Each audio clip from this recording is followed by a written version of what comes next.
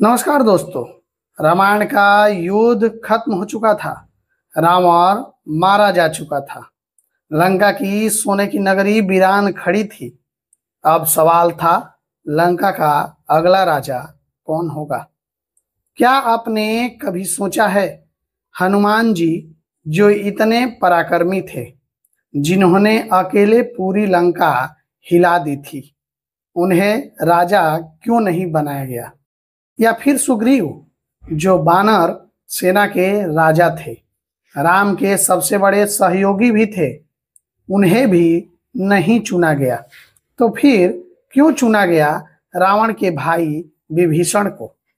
बस यही सवाल है जिसका जवाब आज आपको इस वीडियो में मिलेगा। वीडियो को अंत तक जरूर देखिएगा, क्योंकि आखिर में आपको एक ऐसा संदेश मिलेगा जो आपकी जिंदगी बदल सकता है। और अगर आप पहली बार हमारे चैनल टर्निंग पॉइंट पर आए हैं तो सब्सक्राइब करके घंटी जरूर दबा दीजिए, ताकि ऐसी गहराई वाली बातें आपसे कभी छूटे नहीं। रावण के मारे जाने के बाद श्री राम ने कहा, लंका का राजा वही होगा जिसमें राज्य चलाने की योग्यता, धैर्य और धर्म हो। अब सोचिए, हनुमान तो स्वयं भगवान का रूप है, लेकिन उन्होंने कभी राज्य या सत्ता की इच्छा नहीं रखी। वो तो खुद को राम का सेवक मानते थे। उनकी सेवा ही उनका सबसे बड़ा गौरव था।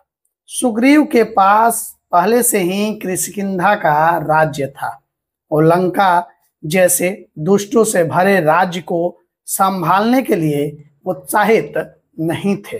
अब आते हैं विभीषण पर, जिसने अपने भाई रावण के खिलाफ जाकर राम का साथ दिया, जिसने अपनी आंखों से देखा कि अधर्म कितना विनाशकारी होता है, जो रावण का भाई होते हुए भी सच्चाई के साथ खड़ा रहा। राम ने विभीषण को राजा बनाते हुए कहा, जिस राज्य में अधर्म हुआ हो, उसे धर्म के पथ पर लाने वाला वहीं का कोई हो जो उसका दर्द जानता हो। विभीषण लंका को अच्छे से जानते थे।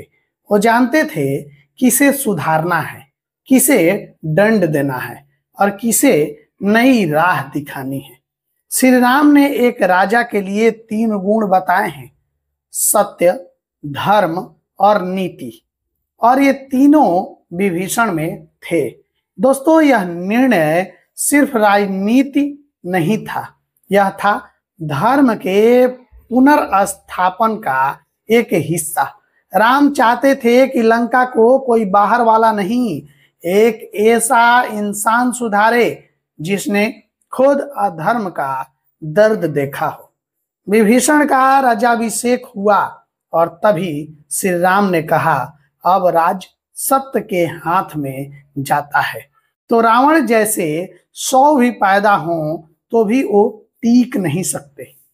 अब आप सोचिए, अगर आप किसी संस्था, घर या समाज को बदलना चाहते हैं तो क्या बाहर वाला आकर समझेगा या कोई अपना जो दर्द जानता हो? राम का यही सोच था, बदलाव अंदर से आना चाहिए। इसलिए न हनुमान को राजा बनाया, न सुग्रीव को, बल्कि उस इंसान को चुना जो अधर्म में रहा लेकिन अधर्मी नहीं बना। यह संदेश सिर्फ लंका के लिए नहीं था, बल्कि हमारे लिए भी है। अगर आपके घर, समाज या परिवार में कुछ गलत चल रहा है तो बाहर वालों से उम्मीद करने की बजाय आप ही वो बदलाव बनिए।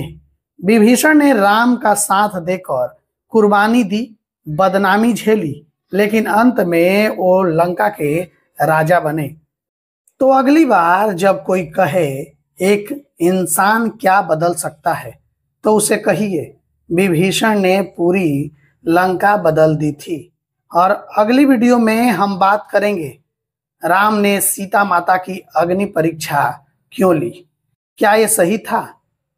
क्या ये प्रेम था या समाज का दबाव? जानना चाहते हैं तो चैनल को सब्सक्राइब करें, वीडियो को लाइक और शेयर करना न भूलें और नीचे कमेंट में लिखें जय श्री राम। मिलते हैं अगले वीडियो में। धन्यवाद।